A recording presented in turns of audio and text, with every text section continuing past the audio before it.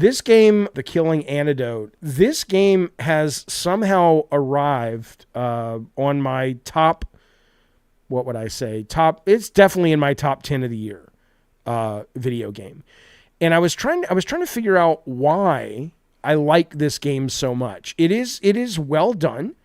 It's not like, it's not going to give Resident Evil 2 Remake a run for its money, but it is a very good B Resident Evil game. It plays well. It's solid. It is engaging. There are some issues with it in terms of the lack of mapping. It's still in early access. But it is really, really fun, and it is really, really overtly sexual, and I wish it was gorier than it is, but it is still pretty gory. And I think what it is, when I was thinking about, like, well, why do I like this so much? What is, I think what it is there is a kind of B-movie joy that it has. I don't mean that. Bukaki says, gee, a naked woman running around. How come? I wonder why you like it. It's sure, but it's not just that, though.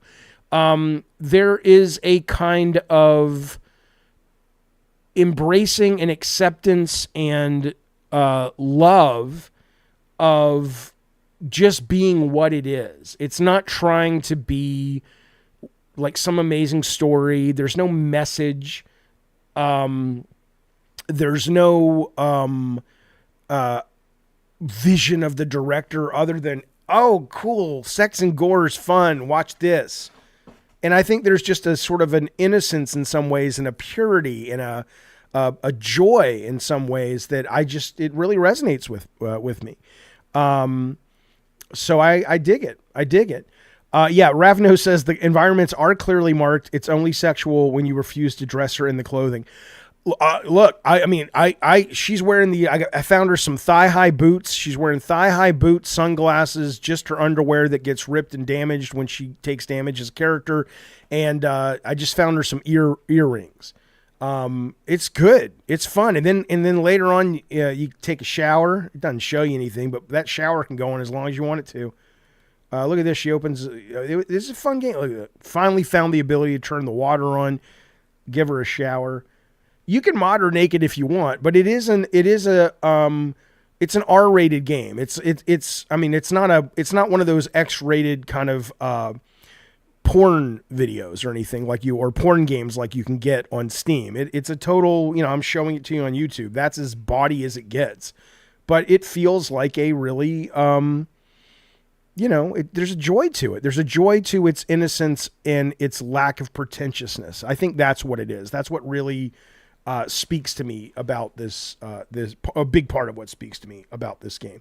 I agree, Warped Eye. The underwear is sexier anywhere. That's right. Matthew says the whole first part of the game is trying to get her in the shower. It's sexual, but I don't have a problem with that. Yeah, I mean, I wouldn't say the whole first part of the game, but they do a really good job in this game of breadcrumbing you by saying, hey, the more you advance, the more you find these boxes that have hot outfits you can put her in. And then they say, she's like, I'm so dirty. I'm so filthy. I need a shower. And, it's in the narrative like, oh, she's got to wash the toxins off, whatever. So then you go to the shower and you got to go find the water valve to turn on the water. Then you got to figure out how to direct the water. So they actually are like, you want to see her in the shower? That's not a problem. But you're going to have to play the game to get there. So I don't know. It's early access. I highly recommend it. It's $25. It's called the Killing Antidote, and there is, like I said, there is a joy. It likes what it is. It's not ashamed of what it is. It's my kind of game. It's my kind of fucking video game. That guy says, would it still be good? Meaning, would Antidote be still good if it was first person? I mean, no.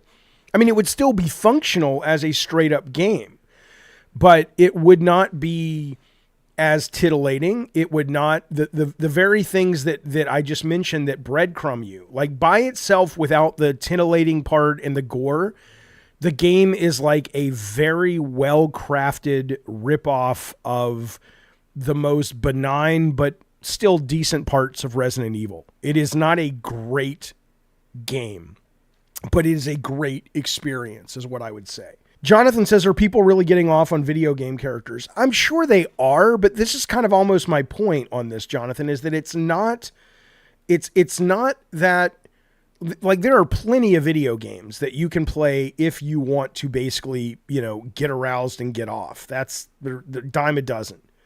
But watch her open this door right here, right? I mean, there are surprises in the game. It is interestingly designed. It keeps you thinking. It doesn't get boring because there's always something out there. And so, sure, if you put it in first person, that would still be the case.